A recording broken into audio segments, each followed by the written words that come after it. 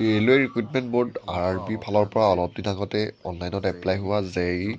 junior engineer পদকেইটাৰ বৰ্তমান admit কাৰ্ডটো আহিলে আৰু আপোনালোকেও যদি ৰেলৱে ৰিক্ৰুইটমেণ্ট বৰ্ডৰ ফালৰ পৰা ওলোৱা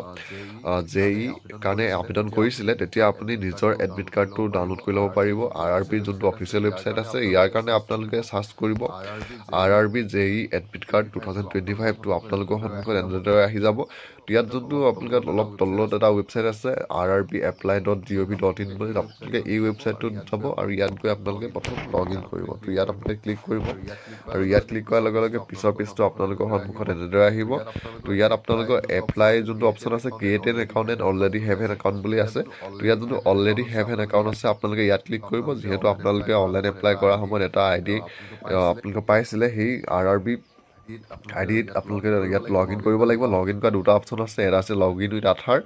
আৰু এটা আছে লগ ইন উইথ RRB একাউণ্ট যদি আপোনালোকৰ RRB এপ্লিকেশ্যন নাম্বাৰটো হেৰাই গৈছে তেতিয়া আপোনালোকে লগ ইন উইথ আধাৰ কৰি পানি আপোনাৰ আধাৰ যোনটো মোবাইল নাম্বাৰ হয় সেই মোবাইল নাম্বাৰটো